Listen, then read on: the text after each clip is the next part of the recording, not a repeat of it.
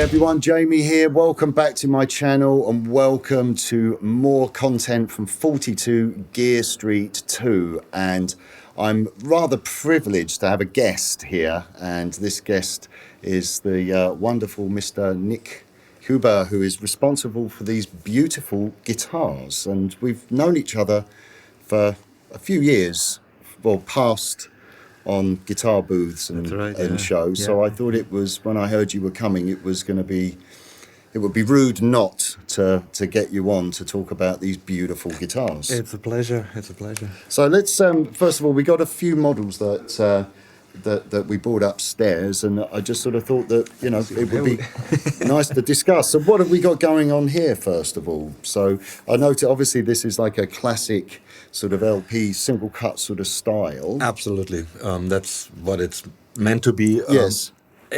Basically, it's based on our regular Orca, which is the same outlines, like I said, very classic orientated. Yes.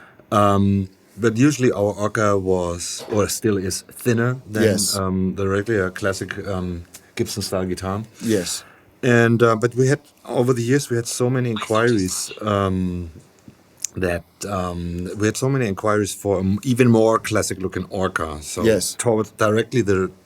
towards the direction like the guitar now looks. Yes. So going as classic as possible. And at some point we said, okay, let's do it. Yeah. Because we had just so many people asking, and so this is our take. So we made obviously the fatter mahogany body, Eastern maple top. Beautiful. It has this beautiful kind of satin finish as well to it as well. Yeah, that also was the approach to make it feel a little bit more worn in. Yeah. It's a nitro finish, we call it semi-gloss. They mostly go with exceptional, so nice flame maple tops and Brazilian rosewood boards. Okay. So the inlays are real pearl. And beautiful, the neck joint as well. This is on every guitar we basically built. Yeah. If we have kind of the signature, that's one of it. Yeah. it's just, really for high access. And what about the pickups as well? The pickups are from our old friend Harry Heusel. He's a German manufacturer, and we're working together since almost day one. Yeah. So it goes back to the 90s. Right. And if somebody is requiring throwbacks or lullas or whatever, it's not a problem. So if you feel like getting different pickups, just ask and we will do it. But we had so many good experience over the years, and I'd say 99% of our guitars are equipped with Heusel pickups. We just came up with a new one, which you can talk about on the other model. Yes. So that works. But it's just such an ergonomically beautiful feeling instrument. Let's have a listen. We've got it plugged into the Friedman behind me, so it's a good combination. Yeah, it cleans up really dynamic.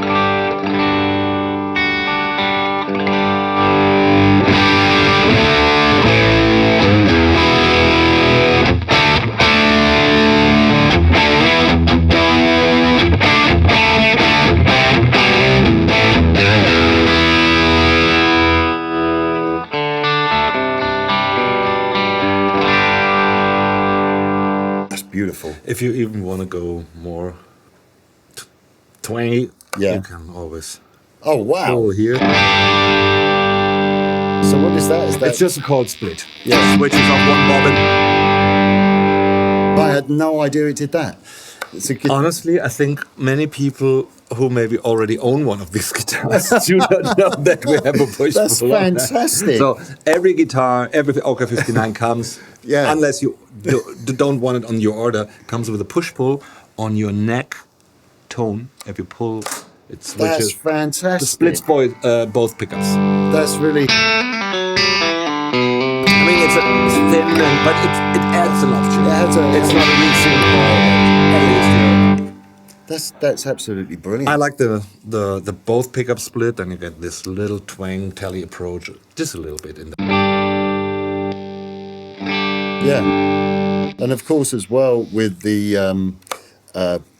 having it on the middle setting as well, of middle selection, you can sort of get a nice blend between the neck and and the bridge pickup. Let's have a listen to the neck pickup as well. I think always with this kind of classic single cut guitar design, it's always nice to have that very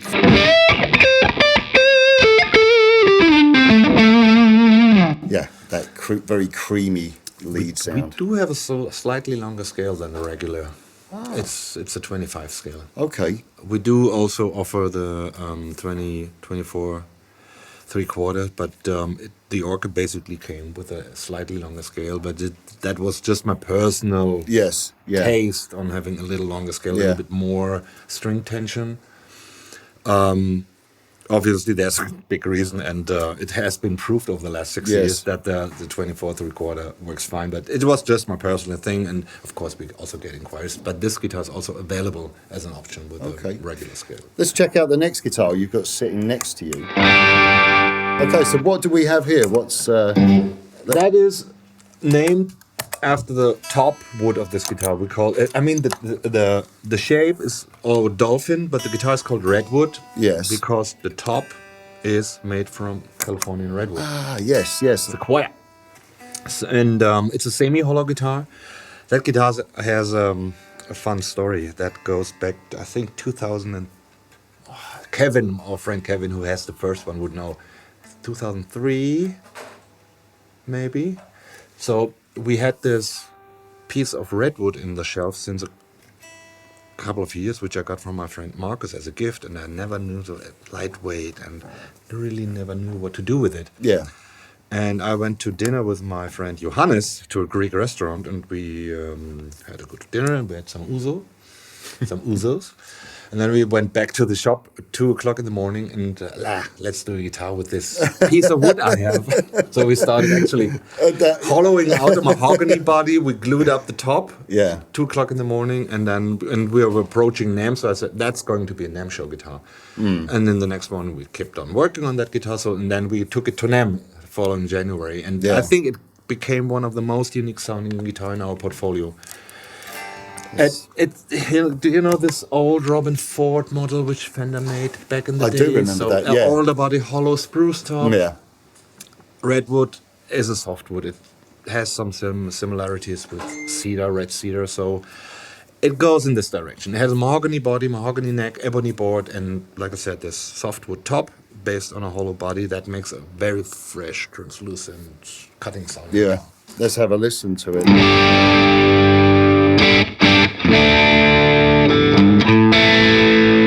Really lively. Yeah.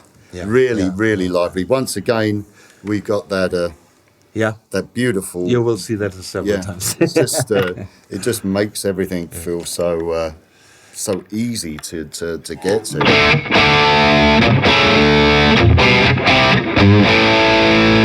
More spank to it, a little bit more high end, and that's the long scale. That's 25 and a half. Yeah.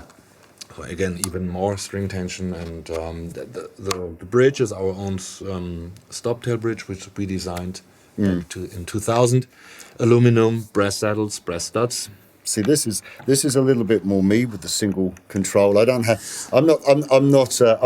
that experienced to operate more than one volume. Same here. Sometimes I control. see a lot of cool shit happening with people who are very used to the four controls. Yeah, I get a bit lost, but I just had a sneaky peek, and we've got the chords out there again, as well. yeah. Again.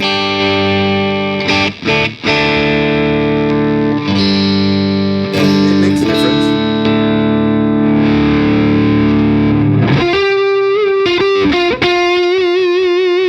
That's nice with the tone rolled off. Yeah, you can go more in the Les Paul direction, but you can go very clear if you go full up. I always like a setting on two humbucker guitars where you put it in the middle and you back off the tone, and it gives you that.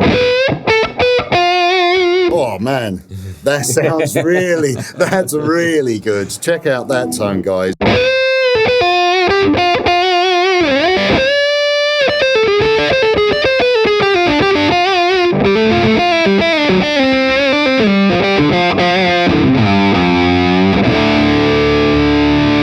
It's a flexible guitar, I'd say. That's a really flexible guitar. Yeah. That's absolutely fantastic. And what was this model again? The Redwood, based on the Dolphin. If it now would have a maple top on the mahogany solid body, we call the Dolphin 2. Okay. All right. Let's swiftly move Next on. one. This is just like guitar dream to have all these absolute. I'll put that very carefully. We're proud of you. Yeah. Okay. Now, what's going on here? That is my guitar. This is your own guitar. I haven't played it, not even 5 minutes yet. It just got finished. Yes. And so the story is that I really fell in love with this finish, which we have done quite a few times meanwhile. Yes. And usually, if something is not the way the customer orders it, let's say cosmetically, for example, this top had like a very dark streak here, which we couldn't spray translucent, so the body went off the regular schedule. So I say, okay, I get a guitar, it's mine. So let's do it copper coat. So this is why we also made the copper inlays. They're silver surrounded. I just wanted to see. That's my favorite model. That's for me. And I cannot really tell a lot about it, about this particular because it's just brand new. So the neck on this, I was just, we've got a few.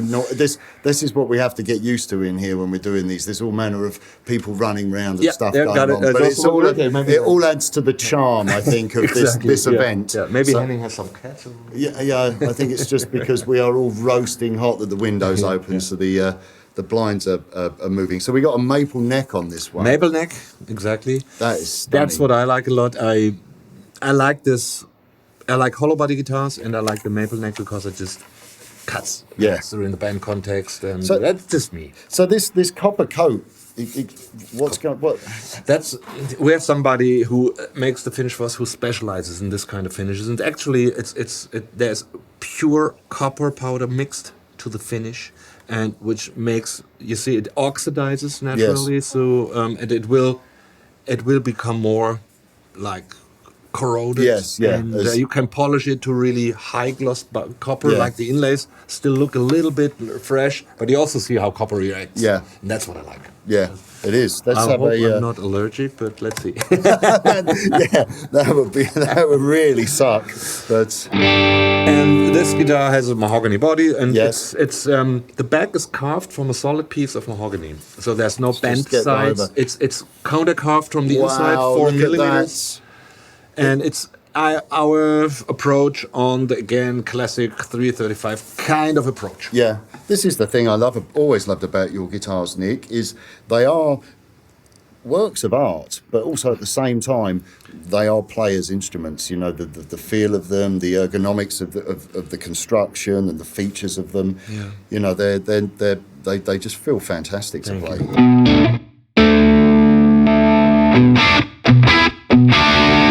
That sounds great. Oh, I like this. That's got a very...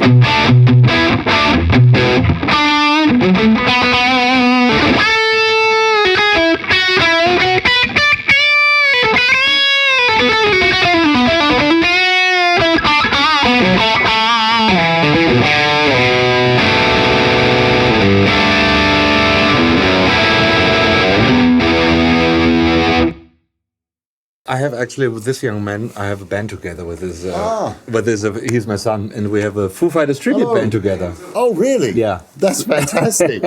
And this is the guitar I can really take to pretty much all the songs. Yeah, it has that. What was that?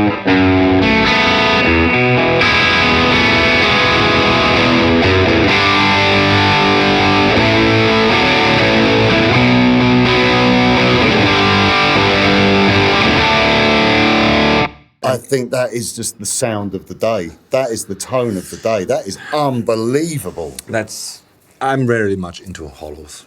Yeah. If I would make me a guitar, it would probably always be hollow. I've never really experimented. I've always just played solid body guitars. Maybe that's my age. I think now I'm becoming mature and looking at other options. Beside, of course, the weight, which is not the main issue for me, is of course there's a lot of reasons for solid body guitars. If you go EMG's high end, high gain, do a solid. Yeah. For sure. Or if you really go drop D and whatever, it's really tight and high gain sound, I would probably then prefer a solid body. But that sound on that, just playing like an open E chord. The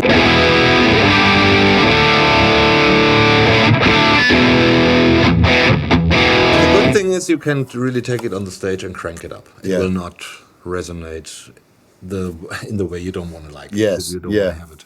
And we had a funny experience. Clemens went to Rock am Ring Yes. to meet up with Queens of the Stone Age, with Troy, and then on the same night, Mastodon was playing. Ah. So Brent Hinz came around, and he took one of this guitar, not this particular one, but another one we took. He took it and played it, and he liked it, so he restrung it with his strings and took it on the stage that Rock am Ring and played a Mastodon set with it. So, and there were a lot of orange cabinets, and it was not silent on this stage. So that another proof that this guitar is really bulletproof in loud environment. Yeah, I was, when I picked that up, I was expecting sort of mellow jazz tones. I was not expecting it to since it's still it used to be a solid piece of wood, the back, so it's really carved, and the back is just like an archduke guitar. It's only 4 millimeters, but we left a middle block, which ends just behind the bridge. Right.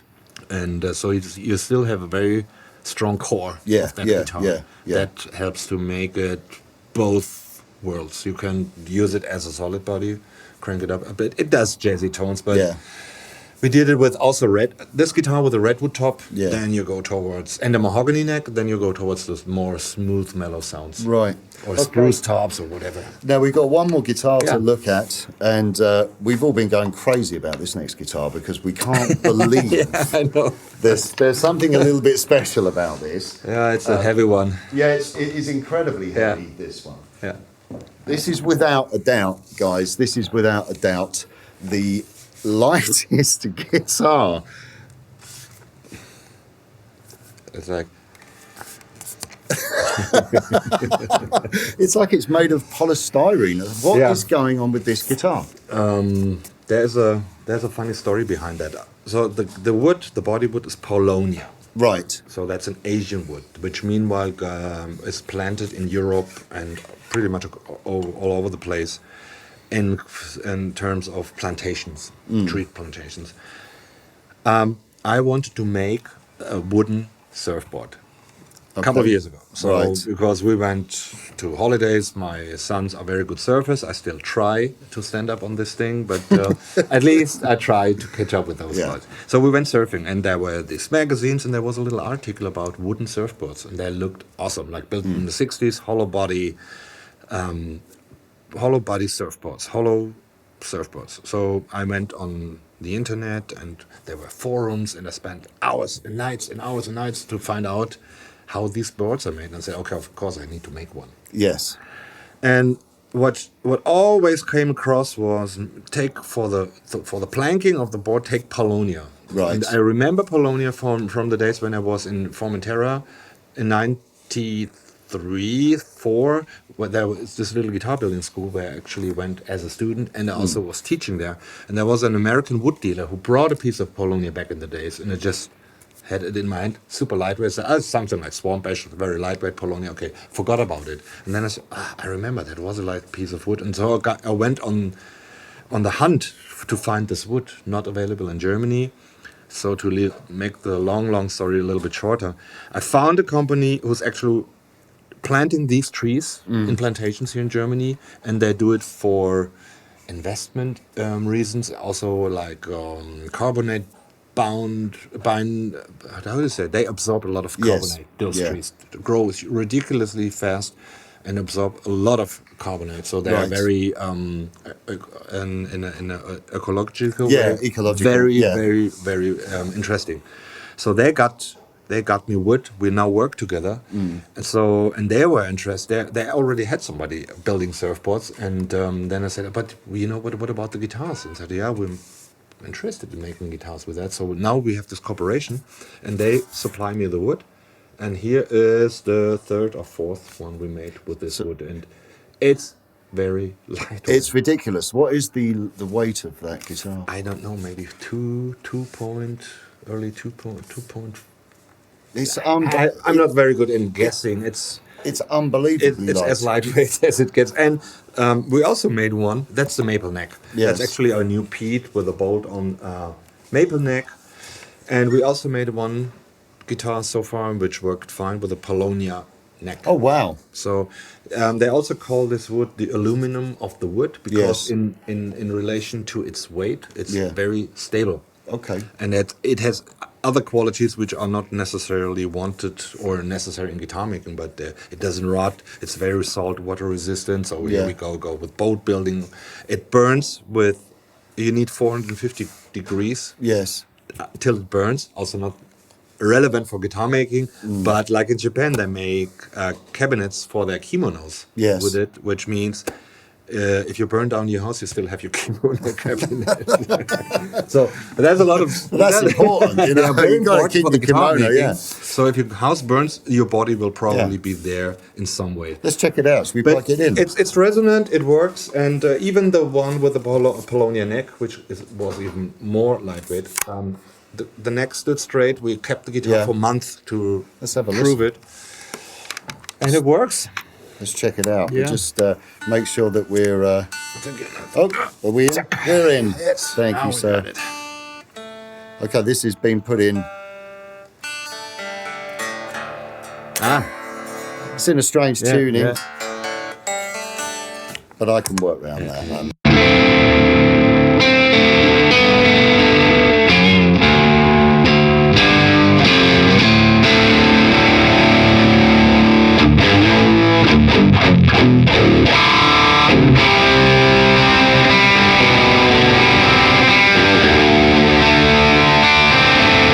I don't know what that's tuned to at the moment. Do you know that? No. I think it's in Dadgad.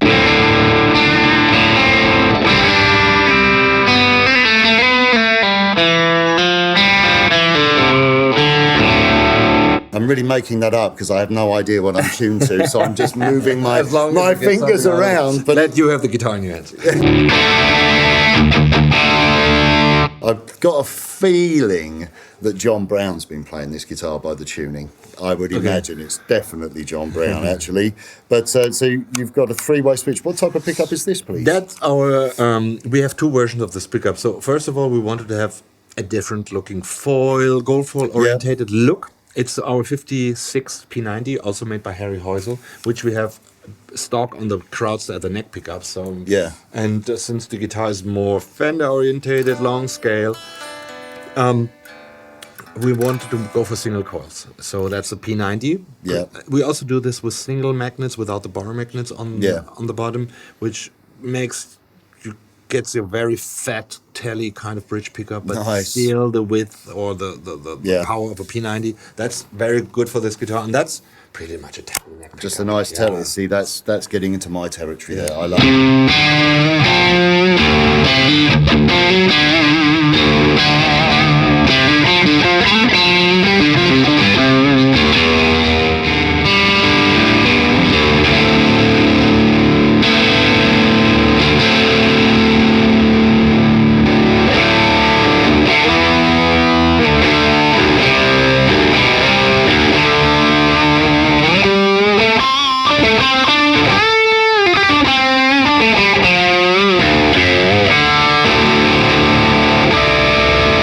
That's great. So it works, and obviously a lot of people like lightweight guitars, but it's, one is the weight, but it really works, and I'd probably put it in the register of a lightweight swamp-ish kind of sound. Yeah. Yes. It's not very untypical sounding, and I thought it was great, and we had a lot of when we do like the classics. Can we have it below 3,800 grams? And can we have blah, blah, blah? Lightweight guitars seem to be very thematic right now. Yeah. So, and it works. And the wood has a lot of cool stories and things behind it. So we have a lot of fun dealing with it. It's not necessarily super easy to work with. Right. So sanding is a little bit tricky. Is it quite a dense wood? Is it quite a hard wood to work with? They call it still hardwood because it's so stable, but you don't want to have long fingernails while sanding. Okay. Right. But it's for such a light guitar, it's got such a huge sound. And once again, We just got started. yeah, We make a bass. yeah, And we just made one for. No, that's not the one for Biffy Clyro we made, but we have also like a solid body. We have a base which has the same body shape with our like the big reed bearing. Yeah. And we made a solid one with it. It's still lightweight. So Right. like a very lightweight base. So I hope James from Biffy Clyro will like it. Nice. Well, fantastic. Well, Nick, thank you so much. Thank you. It's such It's a an pleasure. honour to have So- such a legendary guitar builder as yourself on my little channel and playing these fantastic instruments. So, yes, guys, be sure to check out the links below to the NIK HUBER website. These instruments are unbelievable. As I said, we first became acquainted probably 10 years ago when I was doing the Black Star thing in Yeah. Frankfurt, and it was always running over to try them. So I was very excited when I heard that you were going to be here. So I'm excited to be here, and thank you for having me and Yeah. talking about the guitars. thank you so much. Okay, guys, so be sure to check out more video content from 42 Gear Street 2. And once again, huge thanks to Nick. And yeah, see you soon on more videos. Bye for now.